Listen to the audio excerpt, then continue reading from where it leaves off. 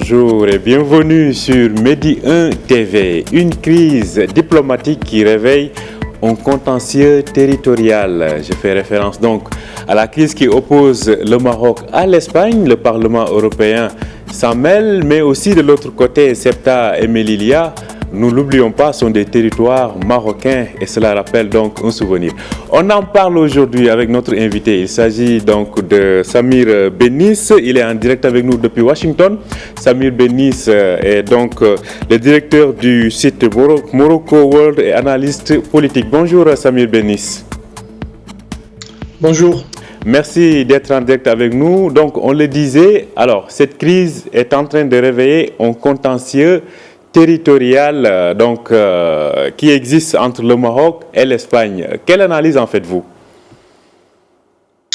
Tout d'abord, merci de m'avoir invité. Je voudrais mettre la crise entre le Maroc dans sa perspective globale et dire que la crise diplomatique et les incidents de Ceuta ont replacé le conflit territorial entre le Maroc et l'Espagne sur la question de Ceuta et Melilla au centre de débat. On devrait garder à l'esprit que l'existence de cette frontière dite européenne est la cause principale qui a fait que le Maroc s'est transformé contre son gré et passé contre son gré du statut de pays émetteur d'immigrés et de transit en un pays de destination. Sans l'existence d'une telle frontière, il aurait été très difficile pour les candidats à l'immigration clandestine, que ce soit du Maroc ou des pays de l'Afrique subsaharienne, de faire du nord du Maroc leur passage de prédilection pour traverser à l'autre côté du détroit. Deuxième élément, et encore plus important à prendre en considération, est le fait que des pans entiers de la population marocaine du Nord voient dans l'immigration la cause qui fait que des pans entiers de la population du Nord du Maroc voient dans l'immigration leur seul moyen de survie ou de construire un avenir meilleur et l'existence de la contrebande. Pendant des décennies, Ceuta et Melilla ont prospéré aux dépens de l'économie marocaine. Cette économie illicite s'élève chaque année à plus de 1,5 milliard de dollars, ce qui ne fait que creuser davantage le déficit commercial du Maroc avec l'Espagne. En plus de ça, le Maroc perd chaque année plus de 700 millions d'euros en droits de douane. Bien entendu, l'existence de ces deux enclaves avouait toute tentative marocaine de créer une économie viable et compétitive au nord du Maroc. Or, durant les 2 dernières décennies, le Maroc a donné des signaux clairs qu'il est déterminé à en finir avec cette situation anachronique. Bien évidemment, comme il est toujours le cas avec l'Espagne, cette décision souveraine n'a pas plu de l'autre côté du détroit. D'ailleurs, la presse espagnole s'en est fait l'écho très régulièrement et on a appelé à l'État espagnol de prendre les mesures qui s'imposent pour sauver le futur des deux enclaves. Donc, de ce point de vue-là, je pourrais dire que le Maroc, depuis bien des années, avait déjà donné le temps et a montré des signes qu'il était déterminé à opérer un réajustement des rapports de force avec l'Espagne dans ce sens. Alors, dans ce cas, Samir Bennis, où est-ce que selon vous cette crise risque de mener justement sur ce contentieux territorial? Bon, pour l'instant, la situation entre le Maroc et l'Espagne, la crise, je pense qu'il va s'enliser.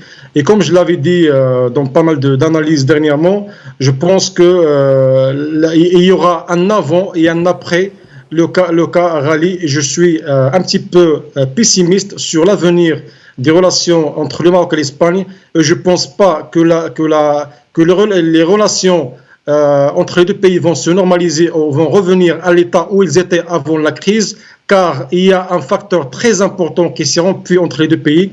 Il s'agit du facteur de la confiance. Pendant des décennies, surtout depuis 1982, avec l'arrivée du gouvernement du PSOE de Felipe González, il y avait un ministre des Affaires étrangères qui s'appelait Fernando Moran, qui était à l'origine de la théorie du matelas des intérêts économiques, selon laquelle on devait créer un matelas d'économie, un matelas d'intérêts stratégiques avec le Maroc, susceptible d'amoindrir l'impact négatif des conflits périodiques comme le Sahara, Lilia et la pêche et l'immigration sur l'ensemble des relations entre le Maroc et l'Espagne.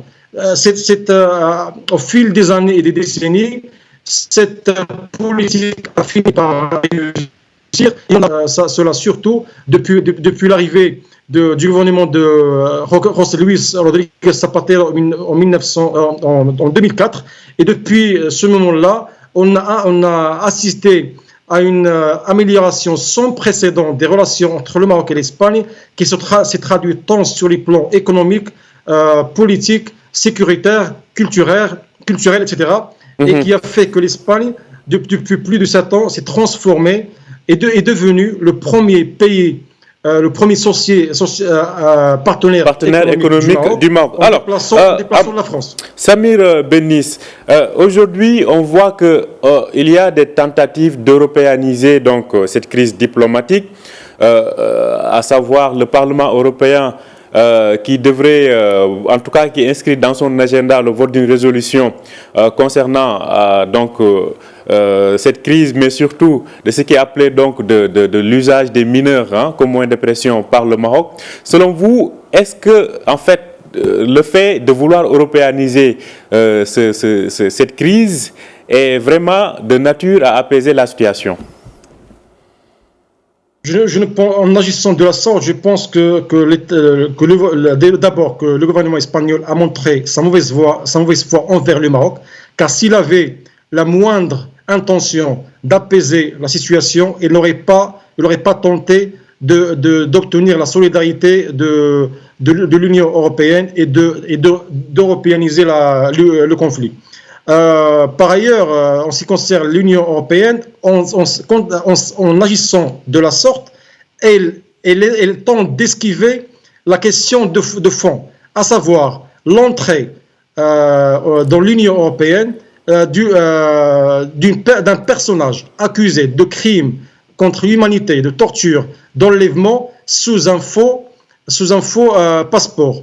Il s'agit là d'un scandale politique et judiciaire qui ternit l'image de la démocratie espagnole et européenne, et on finit avec le mythe de l'indépendance de la justice en Europe. Comment peut-on admettre ou accepter que quelqu'un comme Rally, dont l'implication dans des attentats contre les Espagnols est avérée, puisse entrer en Espagne sous un faux passeport et avec une fausse identité?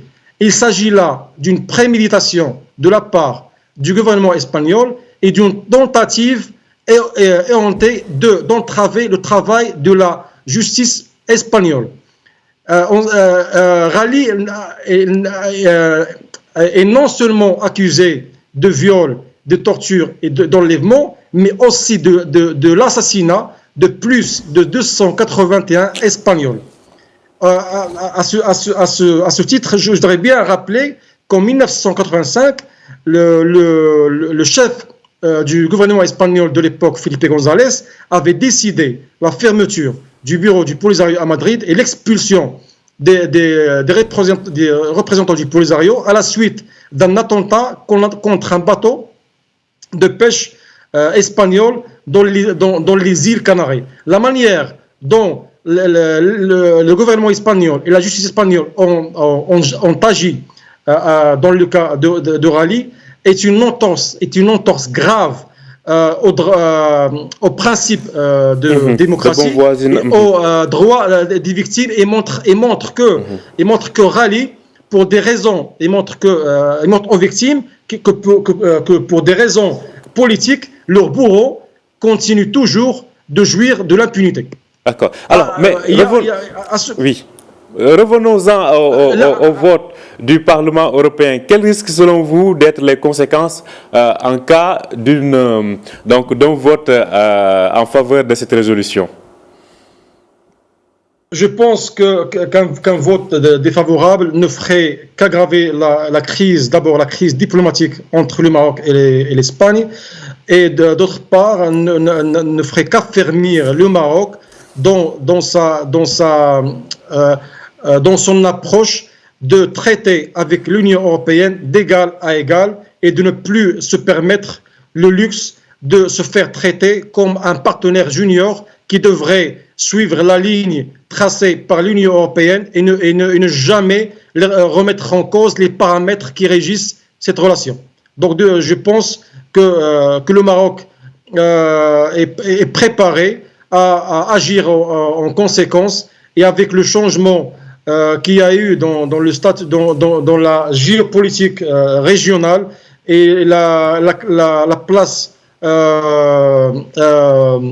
de plus en plus forte que le Maroc a dans la région, comme porte de l'Afrique, le rôle qu'il joue dans l'Afrique subsaharienne, je pense que le Maroc se trouve dans une position de plus en plus forte, et qu'il aura les moyens et les cartes politiques pour faire face à l'Espagne et à d'autres pays européens.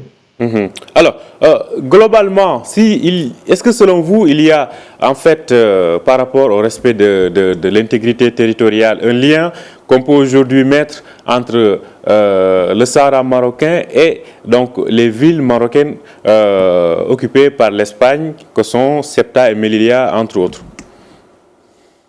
Bon, dans le débat médiatique et académique en Espagne, on dit toujours que le Maroc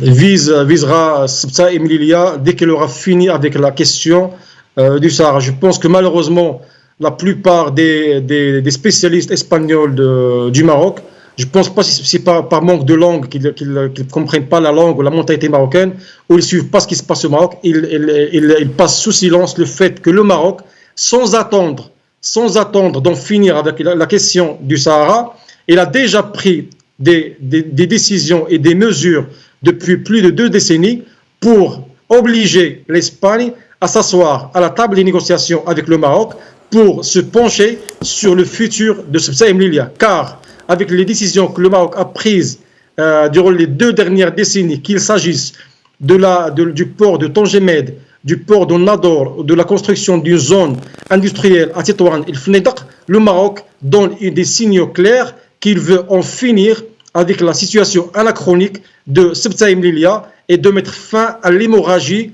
qu'il cause à l'économie marocaine. Donc, de ce point de vue, je pense que la plupart des spécialistes espagnols se trompent quand ils disent que le Maroc va, comme étape suivante, va se pencher sur la question de Ceuta et Melilla. Je pense que le Maroc l'a déjà fait et que la première question ne va pas sans la deuxième, et que le Maroc fait bien de ne pas laisser les Espagnols profiter encore davantage de l'existence de 2 villes, de 2 enclaves qui profitent et qui prospèrent aux dépens de l'économie marocaine. Donc je rappelle que en plus donc de Ceuta et Melilla, certains îlots sur la Méditerranée ont dans le passé fait l'objet donc de disputes entre le Maroc et l'Espagne. Une dernière question peut-être, Samir Benny, c'est par rapport à l'immigration. On a vu comment, en tout cas, cela a fait bondir la partie espagnole et européenne en général. Selon vous, quelle coopération faudrait-il mettre en place pour faire en sorte qu'aucune des parties ne souffre de la pression migratoire? Je pense que tant que l'Europe et que l'Espagne et l'Union européenne n'adopteront pas une politique migratoire qui qui prend en considération le contexte historique, économique et politique, ils ne pourront jamais avoir les résultats escomptés. Je pense qu'une meilleure politique espagnole et européenne devrait prendre trois mesures.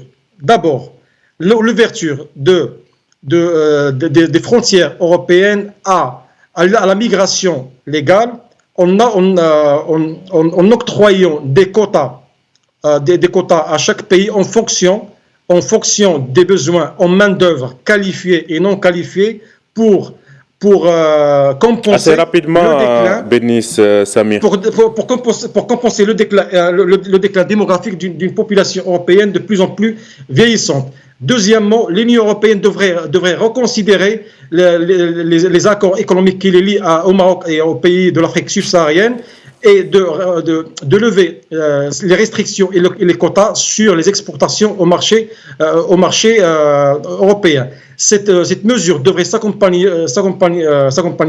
d'un accroissement exponentiel des investissements étrangers au Maroc et dans l'Afrique subsaharienne et de l'aide au développement et de la suppression des subventions aux produits agricoles.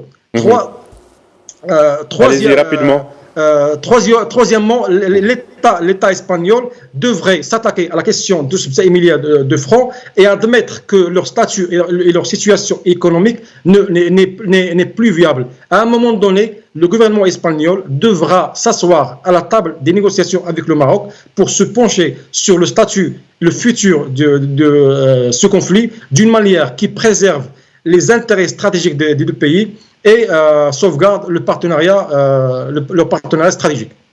Merci beaucoup Samir Bénis pour tous ces éclairages. Je rappelle que vous êtes le directeur du site Morocco World News et analyste politique. Vous étiez en direct avec nous depuis Washington où il fait encore nuit. Merci à vous. Avec plaisir, merci. Merci à vous aussi de nous avoir suivis. Je rappelle que vous pouvez retrouver cet entretien sur notre site www.medianews.com. Très bonne journée, bonne suite de programme sur Médien TV.